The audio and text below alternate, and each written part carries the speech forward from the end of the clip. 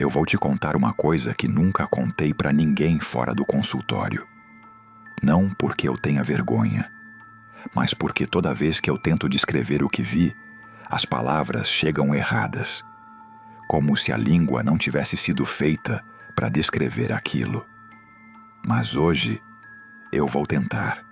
Eu trabalhava no turno da madrugada, numa lanchonete no centro, daquelas que ficam abertas 24 horas, com aquela luz fluorescente que nunca apaga. O tipo de lugar onde o tempo para, onde você olha para o relógio às 2 da manhã e olha de novo às 3, e parece que nada se moveu. Era uma quinta-feira. Sei disso porque quinta era o dia que o estoque chegava, e eu ficava sozinho no balcão, enquanto o gerente conferia as caixas nos fundos. O lugar estava vazio. Nem o bêbado habitual que aparecia pedir água tinha passado. Só eu, o chiado da fritadeira e a chuva batendo no toldo lá fora. Foi quando a porta abriu.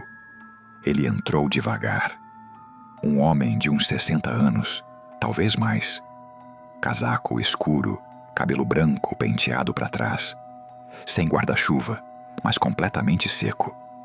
Isso eu notei na hora. Tava chovendo forte, e ele entrou seco como se tivesse saído de dentro do próprio lugar. Sentou no banco de canto do balcão. Pediu um café.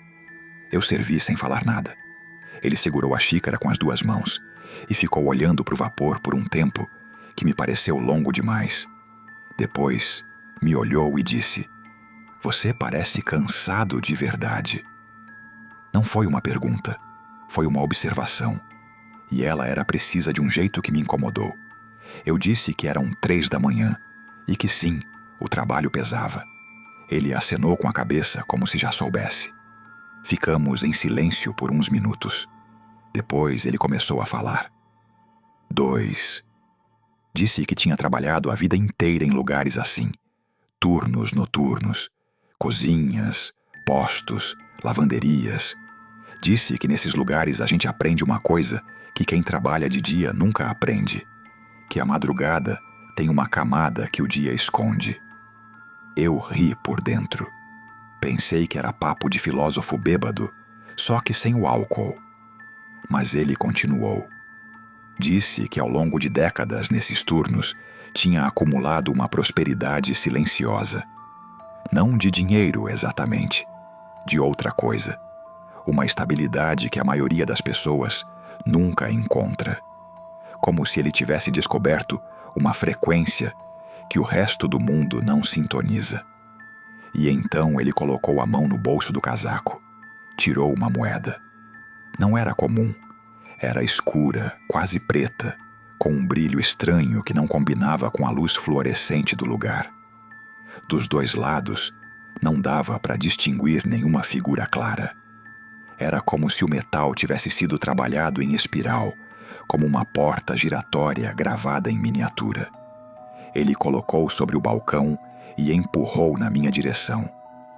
Isso me deu muito. Chegou a hora de passar adiante. Eu olhei para a moeda e olhei para ele. Perguntei o que era aquilo. Ele disse apenas: "Uma chave, do tipo que você não precisa de fechadura."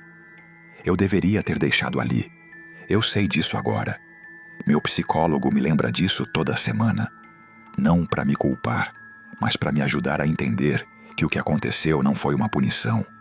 Foi só uma porta que eu abri sem saber que existia. Peguei a moeda. Ele pagou o café, se levantou, botou o casaco e saiu. Não olhou para trás. A porta fechou. E quando eu olhei pela vidraça molhada pela chuva, não vi nenhuma silhueta na calçada, em nenhuma direção. Guardei a moeda no bolso da calça e fui terminar o turno. 3. No dia seguinte cheguei para o turno das 6 da tarde. Ônibus, caminhada de 3 quarteirões, aquela rotina automática que o corpo faz sem pedir permissão para o cérebro. Quando cheguei na porta da lanchonete, parei um segundo. Tinha uma sensação estranha, como quando você acorda de um sonho e por um instante não sabe onde está. Só que o oposto, eu estava acordado e de repente o mundo ao redor parecia o sonho. Coloquei a mão no bolso e senti a moeda. E entrei. O que aconteceu nos próximos segundos, meu cérebro ainda tenta reordenar. É como tentar descrever a cor de um som. A lanchonete estava lá, as mesas, o balcão, as cadeiras.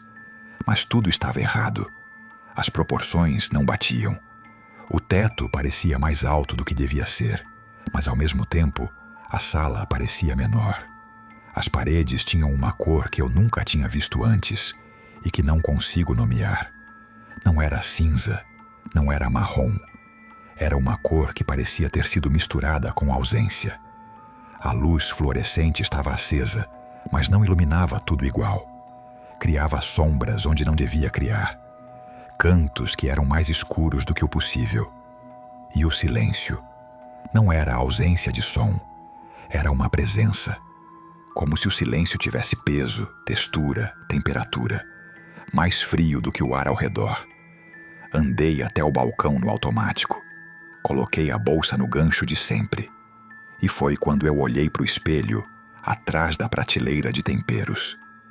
Meu reflexo estava lá, mas estava olhando para um lado diferente do que eu estava olhando. Eu parei completamente. Não conseguia respirar. Meu reflexo continuou se movendo por 3, 4 segundos depois que eu tinha parado. Depois ele também parou. E me olhou de frente. E sorriu. Eu não sorri. Saí correndo. Não peguei a bolsa, não peguei nada. Corri até a porta, atravessei. E quando saí para a calçada, o mundo voltou ao normal de uma vez. O barulho do trânsito, o cheiro de gasolina, a luz laranja dos postes. Fiquei parado na calçada por não sei quanto tempo. As pessoas passavam sem me notar. A moeda ainda estava no meu bolso. Quando cheguei em casa, coloquei ela num copo d'água na janela. Não sei porquê. Parecia certo fazer isso. Na manhã seguinte, o copo estava no lugar. A moeda também. A água tinha evaporado completamente durante a noite. Joguei a moeda no rio no mesmo dia. Nunca mais voltei para a lanchonete. Hoje, eu tenho um psicólogo que me vê toda terça-feira às 18 horas. A gente ainda tenta entender o que meu cérebro registrou naquele dia. Ele diz que pode ter sido um episódio dissociativo severo. Uma resposta ao estresse acumulado de anos de turno noturno. Pode ser. Mas ele nunca viu o reflexo me olhar de volta. Eu vi.